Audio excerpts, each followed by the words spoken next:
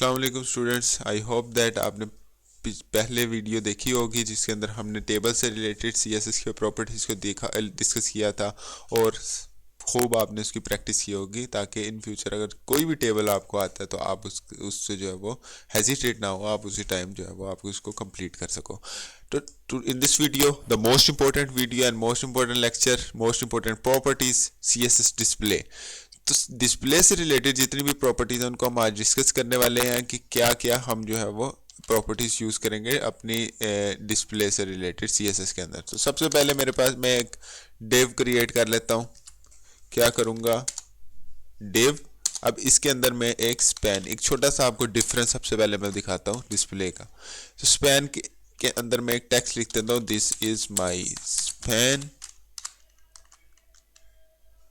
And मैं इसको यहाँ से रिमूव करके बेटर अंडरस्टैंडिंग के लिए ऊपर प्लेस करता हूँ, दिस इज माई डिव। अब जिसको पता है कि ब्लॉक लेवल और इनलाइन लेवल एलिमेंट्स कौन कौन से होते हैं, उनमें क्या होगा कि हमारे पास जो डिव है वो ब्लॉक लेवल एलिमेंट है और जो स्पैन है वो इनलाइन लेवल एलिमेंट है।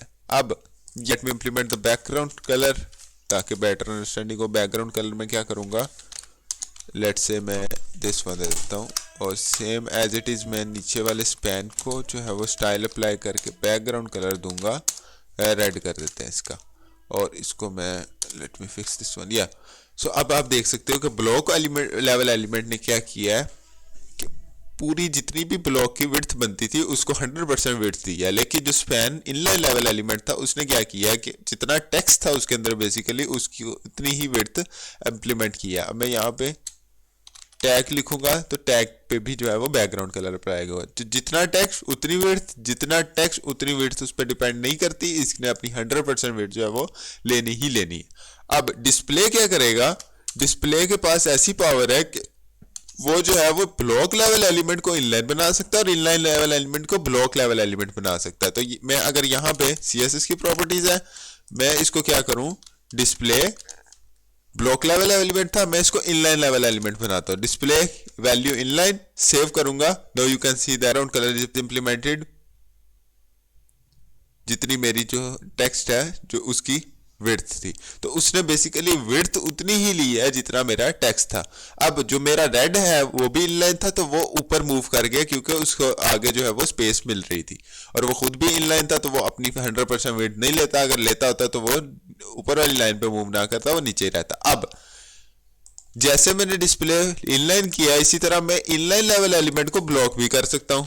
तो मैं क्या करूंगा, यहां पे डिस्प्ले की प्रॉपर्टी और यहां पे मैं अब दिस टाइम इसको ब्लॉक करूंगा। Now you can see that I change the inline level element to block level element, block to inline। तो ये पावर है बेसिकली डिस्प्ले की, जिसके थ्रू हम इनलाइन को ब्लॉक कर सकते हैं और ब्लॉक को इनलाइन लेवल एलिमेंट बना सकते हैं।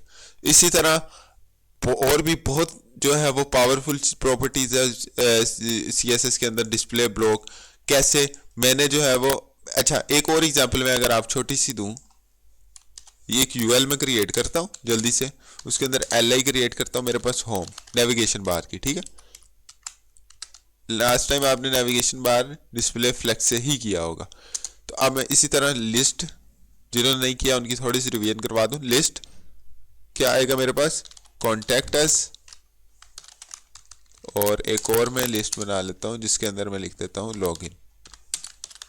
तो ये मैंने छोटी सी एक लिस्ट क्रिएट की। अब मैं इसको एक ही रो में जो है वो शिफ्ट करना चाह रहा हूँ। तो मैं क्या करूँगा, यहाँ पे आऊँगा और जो मेरा यूएल है इसको एक सिंगल ही यूएल है एक पेज में, तो मैं यहाँ पे आके जस्ट उसको टारगेट कर लूँगा, उसको डिस्प्ले। अब फ्लेक्स करता हूँ। फ्लेक्स क्या करता है, एक दूसरे के सामने ले आता है बेसिकली चीजें। अगर उसका पेरेंट यूएल है, इसको मैंने डिस्प्ले फ्लेक्स अप्लाई किया, तो उसके अंदर जितने भी चाइल्ड आ रहे होंगे उनको क्या करेगा, वो एक दूसरे के सामने in front of each other they आएगा। सेव करूंगा।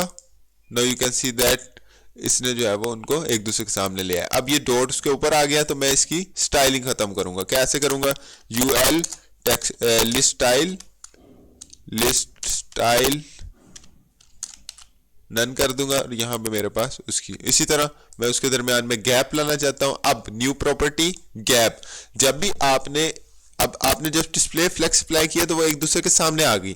अब उनके दरमियान में आप पैडिंग या मार्जिन नहीं दोगे, अब आपने क्या देना, गैप। गैप क्या करता है कि उसके दरमियान में जो स्पेस है उसको इंक्रीज कर देता है। लेट्स से मैं यहाँ पे 10px देता हूँ, now you can see that the gap is implemented here. So इस तरह से आपने अब चीजों को टैकल करना है डिस्प्ले फ्लेक्स के साथ और गैप के साथ। अब आपने मार्जिन और पैडिंग वाला जो सिनेरियो है वो यहाँ से रिमूव कर देना है। तो इस तरह से आपकी एक नैप बार क्रिएट हो गई है, इसके ऊपर होवर का इफेक्ट लगता है और बॉर्डर वगैरह अब इंप्लीमेंटेड होते हैं पैडिंग विद द पैडिंग।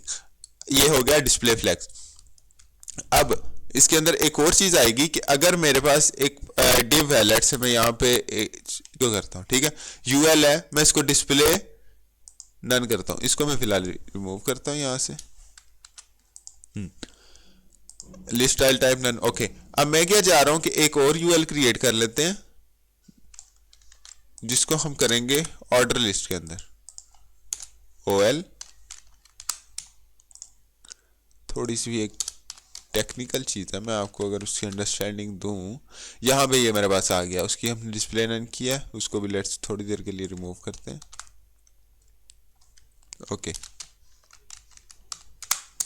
किसी का क्वेश्चन दरमियान में अगर कोई माइंड में बनता है फौरन कमेंट करें ताकि उसके क्वेश्चन का भी जो है वो रिप्लाई मिले। अब यहाँ पे क्या आ रहा है, यूएल और ओएल दो मैंने यहाँ पे लिस्ट क्रिएट कर दिया। अब मैं चाह रहा हूँ कि मेरी जो फर्स्ट लिस्ट है उसको मैं हाइड कर दूं, वो शो ना हो यूजर को। तो मैं क्या करूंगा, यूएल को अनऑर्डर लिस्ट है फर्स्ट वाली, डिस्प्ले क्या करूंगा, नन कर दूंगा। अब डिस्प्ले नन से क्या हुआ है कि मेरी प्रॉपर्टी हाइड हो गई है, मेरी जो वो एलिमेंट था या जो वो डिव था वो पूरा हाइड हो गया टैग।